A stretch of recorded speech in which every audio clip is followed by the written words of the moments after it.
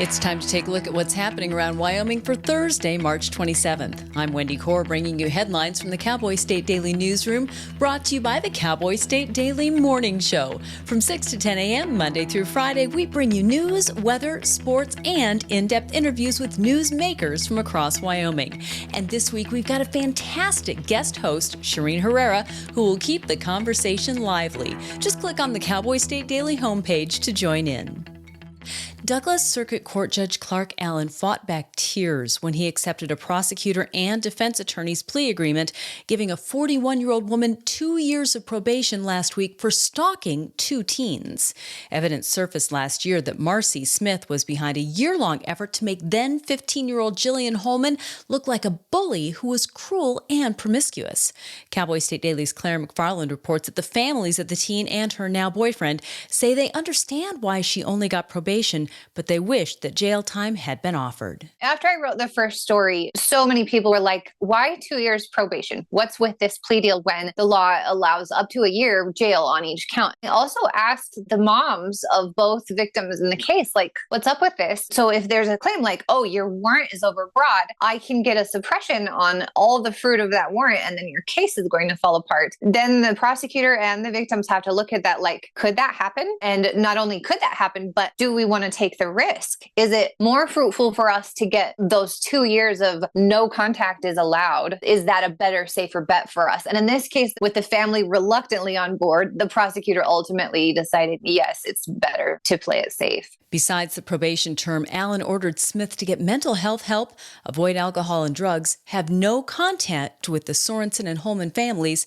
and pay nearly $1,400 total in costs, fines, and fees. Well, ghost guns are a commonly used term for firearms that can be assembled at home from kits made by 3D printers or ordered online.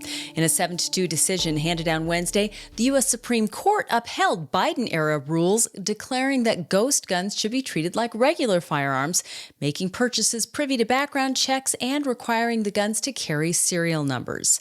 Some Wyoming gun rights activists blasted the ruling, telling Cowboy State Daily's Mark Hines that it will do nothing to keep guns away from criminals, but will restrict law-abiding citizens' Second Amendment rights. I talked to a couple Wyoming gun rights activists. They don't like it. They didn't like it when Biden was pushing it, and they don't like it now that the supposedly more conservative Supreme Court has upheld it, because they say, look, this is not going to do anything to keep people from still making weird guns at home. It's not going to do anything to keep criminals or bad actors from getting hold of firearms. All it's going to do is make things more difficult for law-abiding gun owners. Also, an argument can be made, which was actually in the dissenting opinion by Justice Clarence Thomas, that really it amounts to legislating from the bench, because you're designating just firearm parts in the same category as a fully assembled and functional firearm. And dissenters are arguing that only Congress can make those sorts of designations. According to data from the U.S. Department of Justice, there's been an increase in the number of ghost guns showing up at crime scenes. Well, for U.S. Senator Cynthia Lummis, the crux of the mistake that Defense Secretary Pete Hegseth made in discussing sensitive attack plans in a chat that inadvertently included a magazine editor comes down to whether Hegseth knew the journalist was in the chat. Cowboy State Daily's Leah Wolfson reports that that was Lummis's response when she was asked about the issue while talking to a group of reporters Wednesday morning in Washington, D.C. She was asked again by another reporter who clarified that maybe the issue is just the fact that the information was being revealed on an unclassified platform was really the issue at hand. And then Cynthia responded, but did Hegseth know it? And I think the answer on that, there's been no evidence to prove that Hegseth knew the editor was on the chat, so she walked away after she gave that repeated answer. Barrasso had a similar stance, but he did tell reporters earlier this week that it is a serious matter that can't be repeated again. The Atlantic originally didn't publish specific information about the attacks out of concern that they could be classified and have national security implications. The magazine later published them after the Trump administration insisted that the material was not classified and disputed the editor's characterization of the texts. A pair of Wyoming ventures developing two different types of rare earth processing recently provided details about capital investment attached to each project.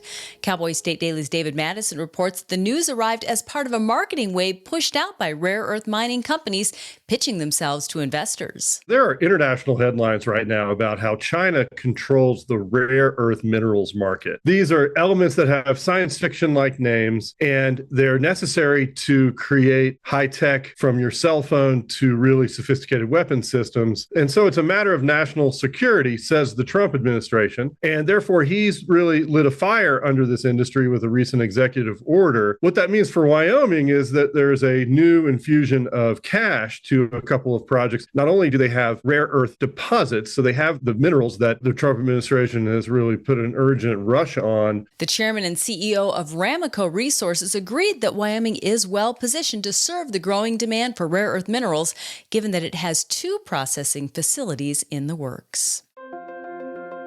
And now let's take a look at today's weather with Cowboy State Daily meteorologist Don Day. We'll have another beautiful day across the Cowboy State with high pressure overhead, very mild temperatures, 60s and 70s on the plains.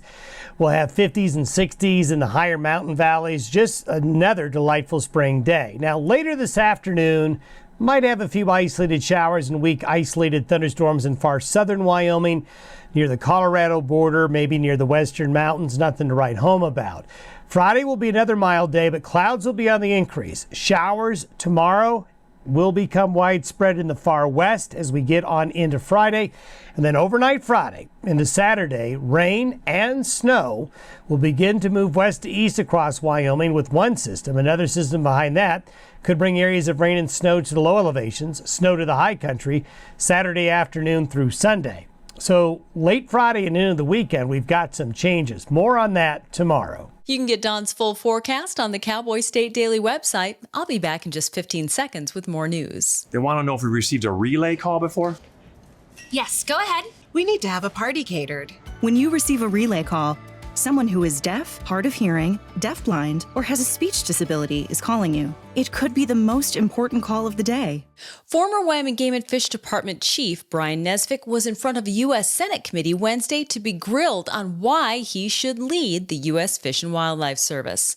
Nesvik told the committee that his 30-year career with the Wyoming Game and Fish Department, ascending to director before his retirement last year, has given him the experience to balance state and federal environmental laws as well as competing stakeholder interests at local levels. Cowboy State Daily's Sean Berry reports that Nesvik's next challenge will be navigating those dynamics from the federal side. He has an enormous challenge. Obviously, he knows everything there is to know about Wyoming and the Rocky Mountain region in general, I would think, with regard to the whole ecosystems that are in existence there, the fish and wildlife habitat, the mountains, all of that. He's going to know everything there is to know about that. He certainly knows federal laws. Environmental laws can get very complicated and tricky. He knows all of this stuff, but he's going to have to learn about parts of the country, I think, specific regions of this country on the coast, for example, Texas. There's so much variety in terms of the biological diversity in this country. So he has a steep learning curve to take charge of this whole agency.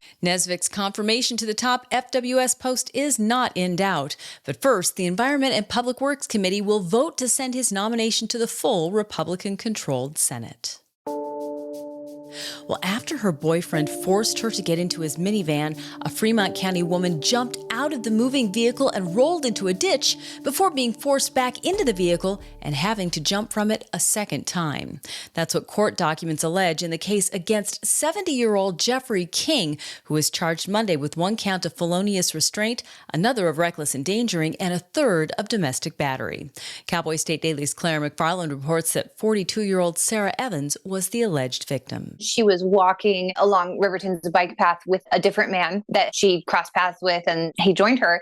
And then King is reported to have gotten out of the van and confronted this other man, and they both draw knives. And at some point, the younger man decides, I don't want to get involved in this. And he walks away to the sound of her shouting, no, no, no, as King allegedly urges her to get in the van. According to her interview at the time, he was beating her head and face and picking up tools and hitting her. And she jumped out out of the moving van. And then she told the deputy, then he got out and started beating me outside. I got back in the van and then I had to jump from it another time, at which point another man said he came and picked her up. The Fremont County Attorney's Office filed the charges about 5 months after the alleged offense. Fremont County Attorney Patrick LeBrun confirmed that King is in custody and is not on the run. Multiple large New York banks have recently announced plans for stable tokens for U.S. dollars to travel to and from the digital world, riding on the heels of a newly installed and crypto-friendly Trump administration.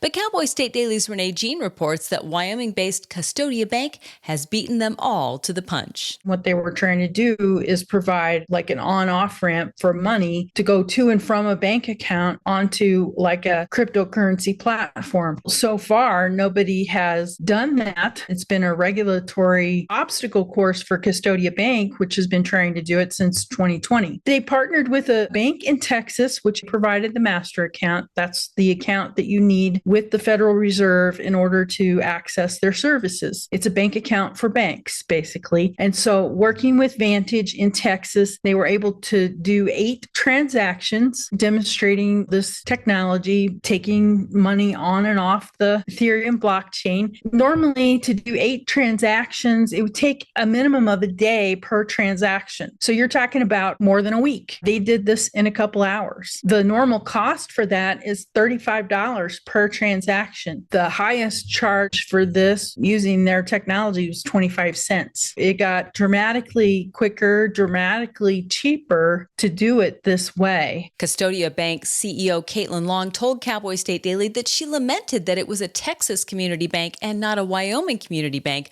that approached them to do this first, but pointed out that this has been part of Custodia's business plan since 2020. And Texas researchers have concluded that Yellowstone's bison herds, which fluctuate between 4,000 and 6,000 animals, have merged into a single breeding population. That doesn't mean the Yellowstone bison are in imminent danger of becoming inbred, but Cowboy State Daily's Mark Hines reports that the herd's genetics could eventually suffer if current trends continue. They've long been thought of as 2 separate herds, like the Northern Park herd and the Central Park herd. This research paper argues that, especially in terms of genetic exchange and breeding, it's essentially just one big herd. And that has some interesting implications, not only in the management and conservation of the bison, but also raising the concern of genetic diversity. The number of animals fluctuates between 4,000 and 6,000. That's enough, at least for now, to preserve the genetic diversity. But there's worry that if things stay the way they are, it could become a problem. Bison conservation advocates worry that current trends and management practices, which include hunting and or rounding up and slaughtering bison as they leave the park, could eventually ruin the Yellowstone bison's genetics. And that's today's news. Get your free digital subscription to Wyoming's only statewide newspaper by hitting the daily newsletter button on cowboystatedaily.com. And you can watch this newscast every day by clicking subscribe on our YouTube channel, or you can listen to us on your favorite podcast app. Thanks for tuning in. I'm Wendy Corr for Cowboy State Daily.